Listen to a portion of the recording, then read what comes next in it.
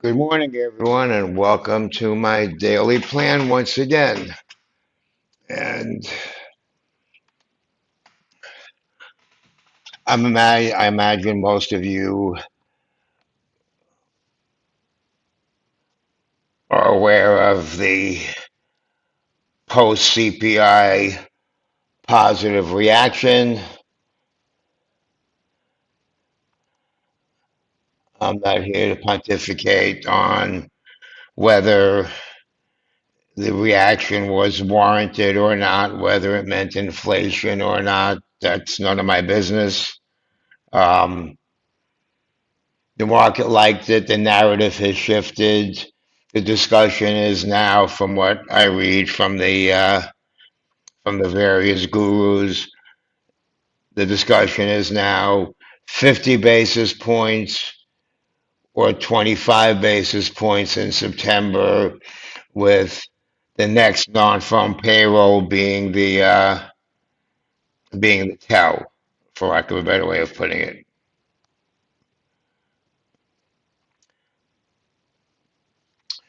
Also, just a quick recap. IWM was up 3%. I mentioned IWM yesterday in the morning daily plan here as a not as an educational advice, educational, not trade advice idea. And I tweeted out during the day how breadth was broadening, which indeed it did.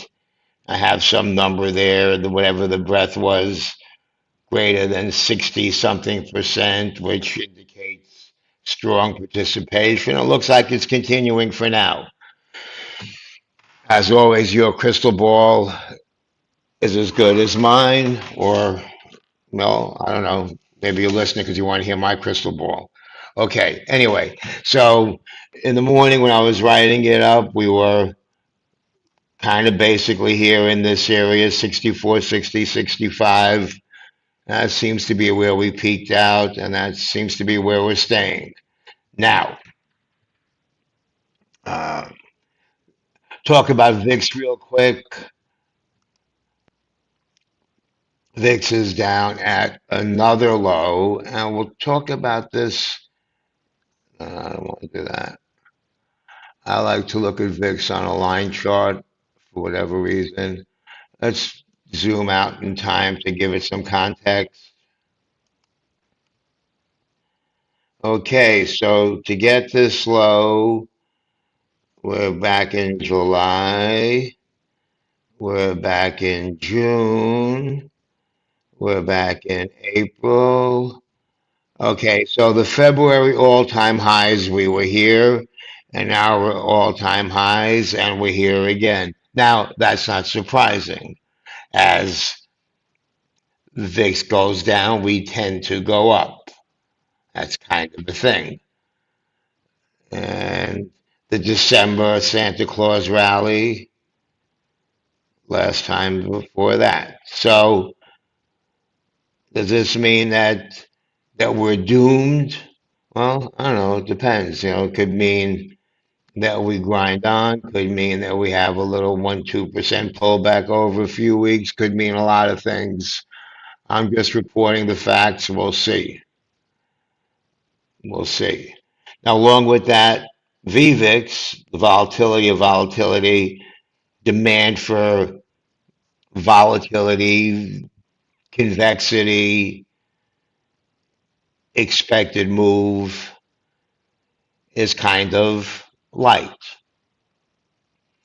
There's a ratio called the VVIX VIX ratio. We just divide one by the other, sixth grade arithmetic. And the ratio, I looked at it before, was 6 point something, which is within the normal range of 5 to 7 or 5 to 8, depending on how you define normal, but indicating complacency, maybe start thinking about buying some vol or whatever it is, and we have VIX expiration coming up uh, coming up next week. Hey, is anybody there? I don't see a comment or anything. Am I talking to myself? I don't think so. I don't see any comments. Hey, give me a comment or something so I know somebody's there. Yeah, we have VIX expiration. There we go. Good morning. Okay. Okay. Okay, good. All right, so we have some humans around. Okay. Uh, Now we have VIX expiration coming up. Oh, look at that. Now everybody's here. Yay. Okay, people commenting on YouTube. Anybody on X? Let me see an X comment, a Twitter comment. Anyway, um, let's get back to the business at hand. And the business at hand, I'm talking about VIX expiration. So let's look at VIX again. And for VIX, I like to use Gamma Edge. I just like the way they visualize it. And I like these guys anyway as people. And spot VIX is actually down here below where it shows here 15, right? We're below 15, we're 14 something. And this is the expiration we came up. Now, I talked about this, not to say I told you so, but I told you so. We're buried below these puts at 16. So that charm pushes us down. Does that mean we can't get above it? No, not necessarily, but that's a number to watch. And now 15 is a number to watch. But that should be somewhat easier to get over. And so, as always, watch the direction of VIX. We go to the landscape view. This is not working as good as it. Okay. Yeah, for some reason. And this only happens on this PC, which is my 128 RAM, supposedly the best PC on the planet that I probably screwed up and that's why it doesn't work right. I don't know about the best on the planet. Okay, so here we are at 14.5. Yeah, 20th is the monthly expiration, exactly. Invert. So that's after OPEX. Typically, when it's before OPEX, like it would be today, then we risk the unclench. However, since it's after OPEX, and thank you for reminding me to remind everybody, David, although I mention it in my note every day, some folks might not be aware of that. So thank you. So it's the 20th. And so we don't get the unclench from this until next week. I think we have Jackson Hole next week on Friday. I'm not sure. And so maybe something can shift one way or another. And we'll talk about that more. So now if I invert, hold on, if we just want to look at what September looks like, still buried, but here's the hit. Here for the 20th, the gamma, because gamma is strongest, closest in time and closest to expiration, this has a lot more influence, and this influence will go away once we get here. It won't go away entirely, but these have been hedged out, one assumes, and the change in these in the delta of these options, etc., won't be as dramatic with little moves. And we might get some degrees of freedom to move around the cabin, and then a tweet of this or that can kind of change things.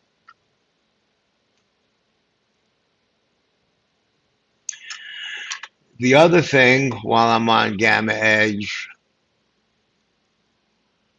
is NDX. And we'll talk about it more tomorrow. And I keep harping on this one as well. QYLD roll. The YLD family of funds. Where is it? Why don't I see it here? Something is screwed up.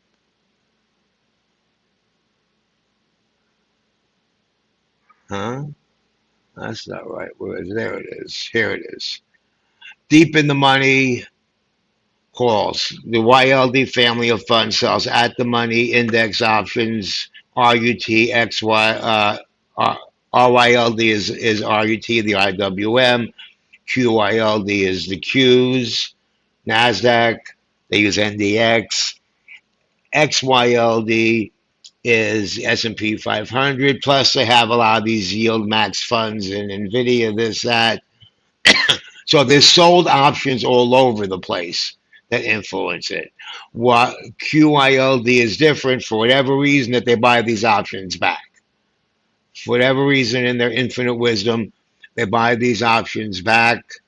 And that tends to, statistically, 65% of the time, contribute 0.1% to 0.03% positive drift during the buyback. That doesn't mean we can't have a red day. What it means statistically, according to research I've read, and you all can back test it or do whatever you want, anecdotally, I've seen it, is let's just say we were scheduled to have a down zero point zero 0.05 day, we'll have a down 0.03 day, say. Or if we're going to schedule to have an up 0.05 day, we might have an up 0.07. So it has an influence. And so that's a good time when they start buying to kind of adjust your scalps or your strategies, or to not get shaken out depending what direction you're in. Now, when they're this deep in the money, the influence doesn't seem to be as much. However, tomorrow they're going to be selling, we not tomorrow, on Friday, they're going to be selling the September at the money, roughly in here, wherever we are then, calls on Friday, starting at around 11. I think they get VWAP at 11 o'clock, and then they start VWAP of the ND of the option price, not of the NDX. I think from my reading of the thing, VWAP of the option price, and they start selling all day, not just in QYLD, but in in uh, in SPX and RUT, plus in their NVDY and all their individual names that they do that. I think they also have a bond one. They got a lot of these. So that tends to have a suppressive effect on those days. Again, same story in reverse. Doesn't mean we have to have a red day, although we often do, but means it's going to suppress it, especially when that happens. Why? Because all those negative deltas are coming in, and market makers have to hedge that by selling, by selling deltas, by selling the equivalent. Now, sometimes it doesn't have as much of an influence on a big options expiration day because there's a lot of other stuff going on. So proportionally, it's not as large of a percentage of the flow as it might be on the Thursday, when the flow is not that much. All that said, I'm just letting you know. I use it in my trading all the time. I find it useful. Hopefully you do too. Okay, on to the next topic, or to continue another way of looking at this. Okay, so here we are. Now we're going to look at options depth, and we're going to look at a few more toys. Let's see, 0 DTE. Okay, yeah, I like the range we have here. Range is kind of wide. All right, so here's what we're looking at. Right now, we're over here in this dead zone. No real requirement for market makers to respond. Small values up here, 6470, 1000, 1400. That's enough to kind of try to have us stall out here. And you see this little flyer structure right in here. So maybe that's where we end up. However, big exclamation point, however. See this? I should hope so. It's the biggest scratch on the table. 64.75 customer long, market maker short. Potential magnet. Also potential source of decay and pushing us down as a hedge going up on the long side. Should we stall as theta kicks in, etc., then it would push us down. So that depends. We're going to assume right now more or less that's hedged. So if over here, if we get over 64.75, then void right here to 90, 95, getting near the 50, 6,500 round number where we're supposed to stall, and we create this chop zone, what would be called a classic dealer risk reversal profile. Doesn't matter that these aren't puts. Market makers short below, long above, creating, if we stay here, decay drift up as these decay up to a 1 delta and pushing down, but then moving back up in this area. That's if we stay above here, particularly later in the day. However, should we not go above 64.75, which is within the expected move, or should we go above it, then recede below it and get back down to flat, to a more or less flat open, a little red, a little green in here in the 64, 50, 60, whatever range, then we're in this positive gamma environment.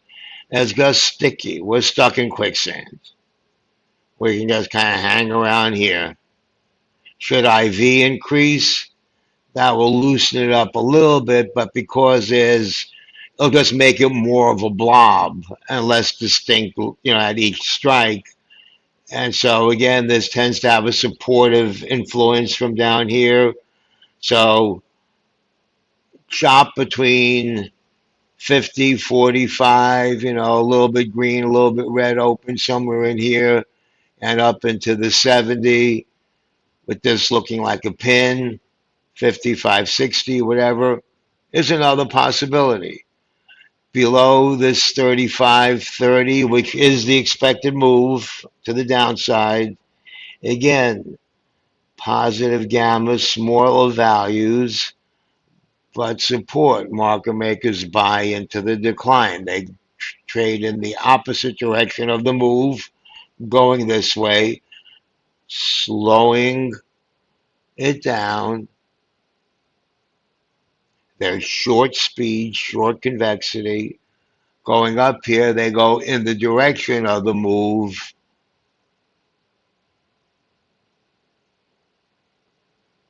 I forget if they're short speed or long speed, doesn't matter. We know what I mean. They have to go in the direction of the move.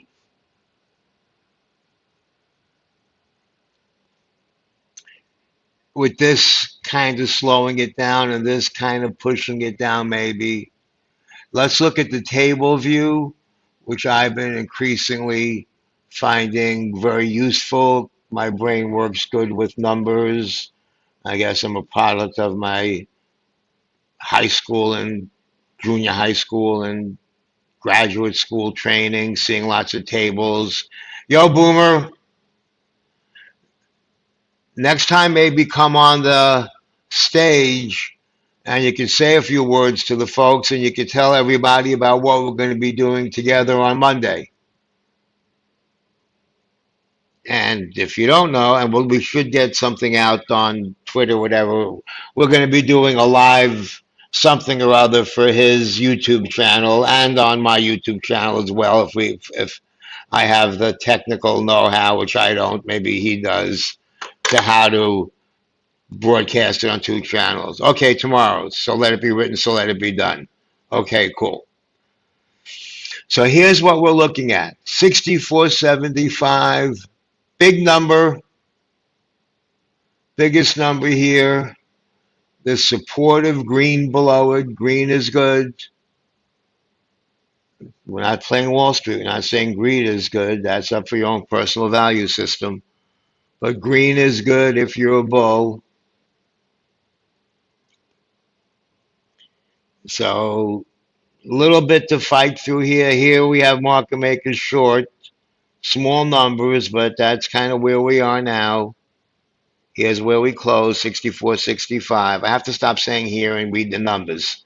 55.60, small market makers short, and then grind through here. But if you just do the Greek dance, the Greek math, this is a lot bigger than that. 8,000 times whatever delta that is more than 1,500 times whatever delta that is. What's the delta of those, you might ask? Funny you should ask. Let's take a peek.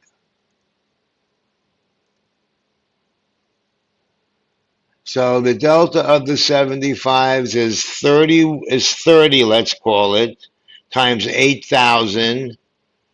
That's 24,000 delta on this side of the table, fighting against 40 delta times 1,500, which is whatever it is, 6,000. So this delta is way bigger.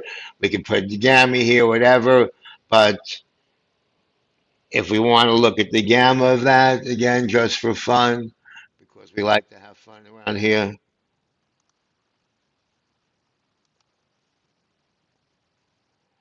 So you can see the relative influence of this. I'm not sure when the gamma updates to adjust for pre-market moves. Trust your eyes are a good filter. This magnet is pretty big, but this is not small enough to ignore. This would be small enough to ignore. That would be small enough to ignore. These are kind of small enough. So that's what we're looking at here. And so detailed, if then my roadmap is in my Substack for paid subscribers and all that. Shameless plug.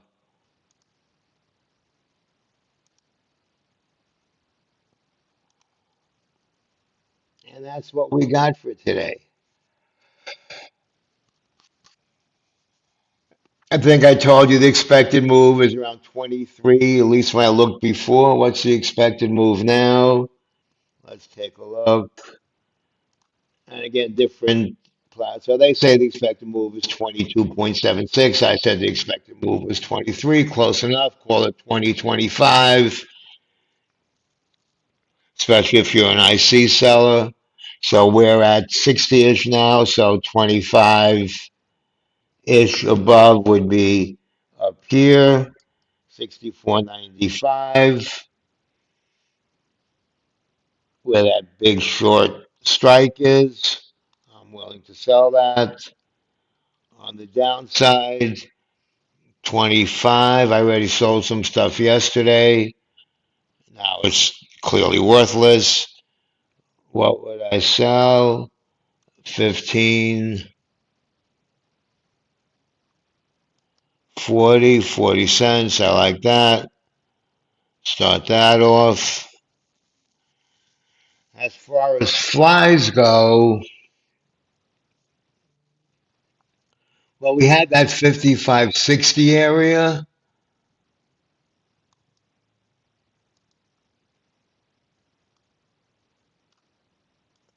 So do we want to buy an in the money flyer like this? Now we could buy a put fly too. They should more or less be parity.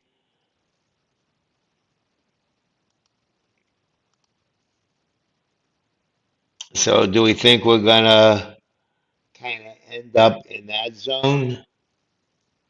Doc, where did you explain the math for all those options? Sorry, I missed that when you taught us that. I would like to go back and I don't know if I actually explained the math, but I'll do it real quick. And the math is real simple ish. If you don't overthink it, the math is simply number of contracts times the delta. It's arithmetic. So let's let's do it together. The math is 8,144 contracts times 0.30 delta equals 2,400 whatever deltas.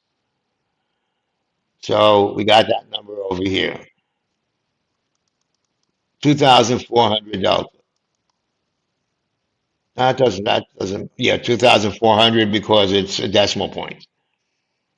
And on the other side of the table, stopping it, so to speak, and this is rough. It's not going to be exact because there's different IVs, whatever, but quantuition close enough, give you a ballpark idea. We had a zero point 0.4 delta times 1509. We got this number here, 2,400 equals 603. Last time I checked, 2,400 was a hell of a lot bigger technical term than 603. So these guys win the Delta battle. And that's really all I was doing, nothing fancy. And we want to look at the Gamma battle once again. Here's the Gamma battle 9.7, however many, whatever this is telling us. This is like how many contracts have to be sold or bought times whatever the multiplier is versus 44. Ah, okay, good, good. A lot of times I find that simpler is better, and we could get into all, there's people who are way better at the exact thing. Alma, hats off to her. She'll give you to the decimal point and all that, and it's useful. The way I trade, good enough is good enough. I was never that guy that drew the line on my chart, even when I did TA, that said, if over 212.3, I'm going to buy, but 212.29, 4.2, I'm not going to buy. I was never that guy. It's a zone for me. Lines are drawn with crayons or magic markers, sometimes with a paintbrush, not with a fine tooth line. And that's me. Not saying I'm right, not saying I'm wrong. I'm just saying that's how I roll. Um, yes, that's that. Tomorrow we have PPI.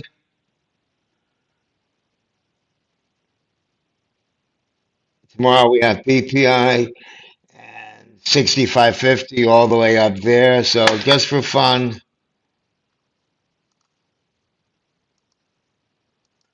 6550 all the way up there. They're selling. Can I join the party?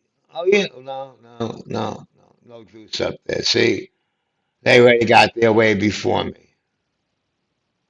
Now I got there on some last week for Friday, similar levels. But so what I'm doing right now, I guess real quick thinking out loud is I'm looking at, if I want to do one DTE, what am I going to do? Well, here's my super safe level, but there's nothing to do there.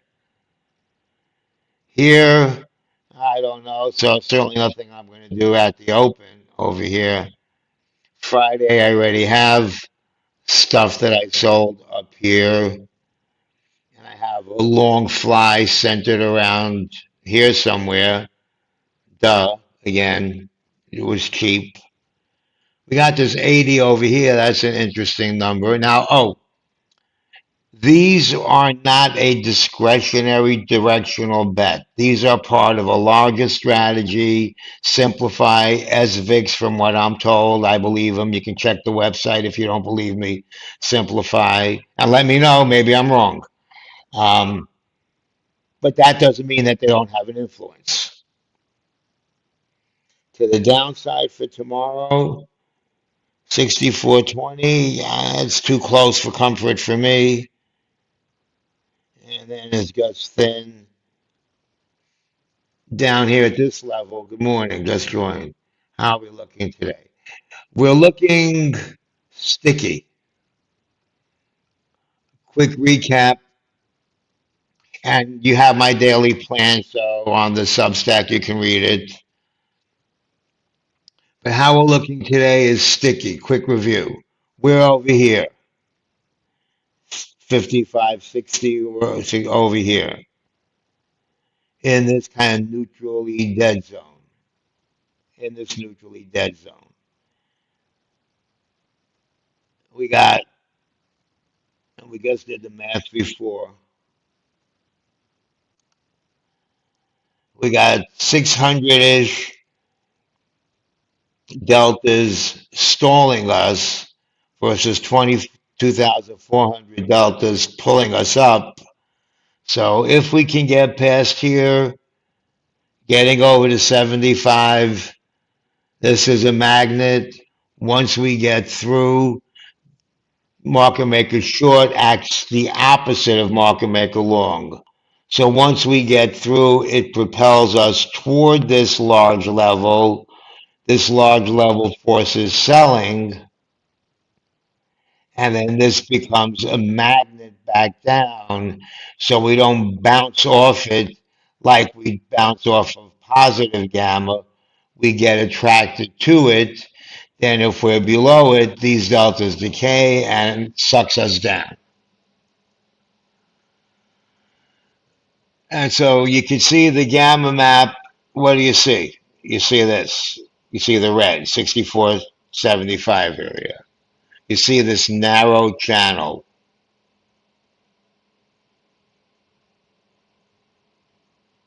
Let's kind of get something a little more realistic and user friendly. You see this narrow channel. So this could be the likely trading channel. 64.90-ish on top, 64.50-ish on the bottom. Numbers make sense. We have the 64.40 near the bottom of the chop zone, kind of supportive, coming in with stronger support toward the end of the day. Here's the bottom of the expected move, where we also have that little notch I showed you in the positioning up on top. Hard to get through this 65.90, this 6,500 round number area, so we ain't gonna. We have this magnet down, and we ain't going there either, unless there's a headline. Unless I don't even know what, but you know there can always be a headline. And so with vol suppressed with the positive gamma, but it's weak positive gamma here. The main influence is this pull. The main influence is if we go up, market makers have to buy, but if we stay down here, and they don't have to do much of anything. And these deltas decay, and there's slow selling down into this area. Which brings us to charm, and then I'll be done. So charm is theta, passage of time. Gamma is related to spot movement. As spot moves, the gamma is going to get greater or lesser. Deltas are going to change.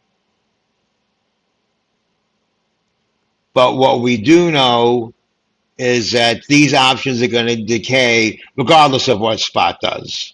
So the 64.75 calls will decay. And at the close, there will either be a 1 delta or a 0 delta. Nothing in between. So they will, and we're calling it decay up as well as decay down. We're just going to use that term loosely. And so you have some clear inflection points for now for the pin below 6,500 in this zone, below 6,470, depending on the decay. In this zone, 60-ish, 65-ish, and that was the fly I showed before. If we get below here, and this will change, this will loosen up, because these are all over-under zones.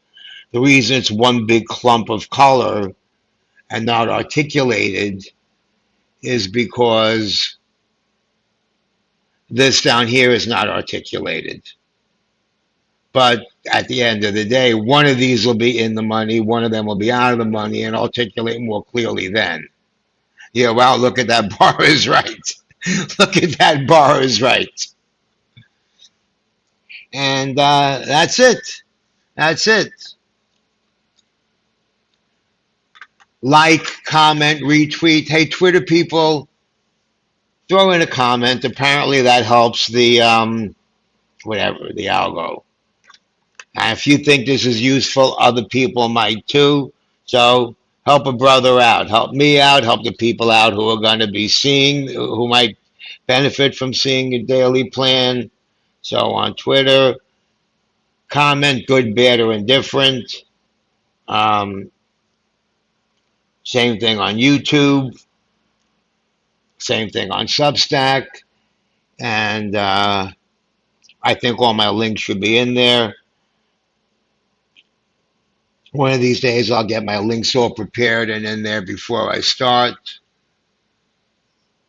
And but that won't be today. I'll probably be back for pinball at 3:30. And today's pinball should be fun because we have some clean levels. Now, remember, intraday flow can change the picture a lot. It changed the picture yesterday. Yesterday, as those short options at 64, 25, 35, market maker, long customers short were bought by customers, other customers, not necessarily the people that sold them. That level got eaten through. And then we went flying right through it. Now, luckily, we have volatility and a few other people. Doc, I want to read more about that simplified strategy. Can't find it online. Can you confirm the name? Yeah, I think it's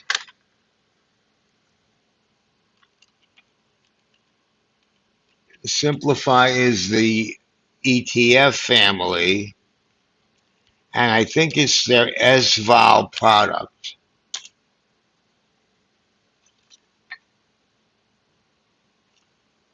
So it's not a simplified strategy, it's their SVOL product. And a few people told me that. I didn't check it myself. I'm not sure why it would be SVOL. They also have another ETF called Cash, I think, or something like that, that has bonds and sells zero DTE. And the interesting thing about them is if you click holdings, you will see what options I think they do not zero DTE. I think they might do weekly iron condors or maybe just one side. You will see what options they have and what size. I've just been lazy. I haven't done it. Maybe over the weekend I'll go in there. I used to do it before I did some of this stuff, and then when I had more time. I don't really have the time to do that. So that's it. Found it. Okay, Sam, let us know. Let us know what you find. And while you're in there, look at their different strategies. I think there's one called cash or one called something. I used to have a placeholder like 10 shares in almost all their funds just so I could like keep track of it or remember the names. But just to simplify my life, I dumped all those 10 share things. I don't have anything. I think I keep their SVOL in inventory. They have one RFIX, which is a rate related one. And PFIX, that one did really well when rates were going down, during the pandemic.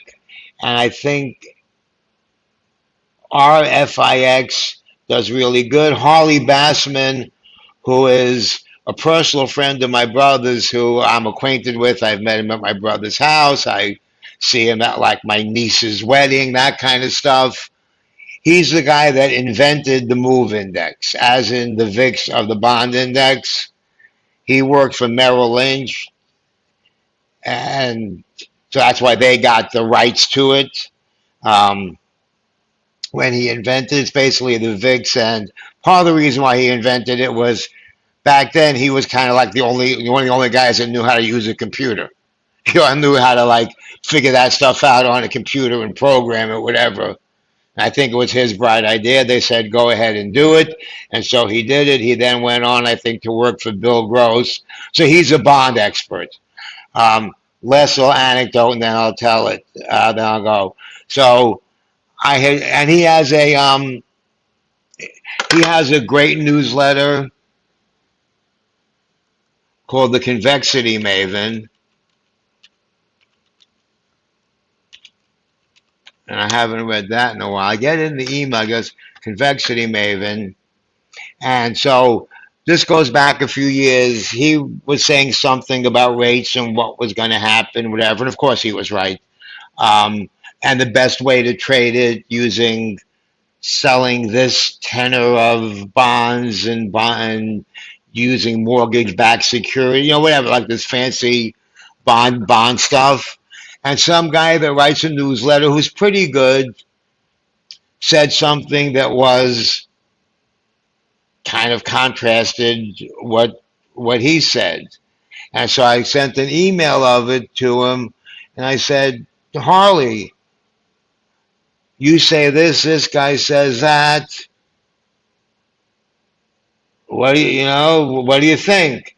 And his response in the email was, I forgot more than he ever knew. That was his response. So, and Peter Green is the other guy, Simplify. So they forgot more bond math and more gamma math and more flow math than I and most of us ever knew. So they're pretty sophisticated stuff. So anyway, Simplify. And as well knew they came out during the pandemic right before, I think. And Harley only consults on the bond stuff, I think, not on the S&P stuff. They have S&P stuff with downside convexity, with upside convexity, they have all kinds of interesting products. Anyway, with that, I'm done. And Tier 1 Alpha is their Twitter. It's the Tier 1 Alpha people. That's their Twitter, and they have something, I subscribe to their something or other, and they have a whole bunch of other something or others I don't subscribe to. So good stuff. Anyway, now I'm going to go. Good luck, as Market Literate says, and I'm out.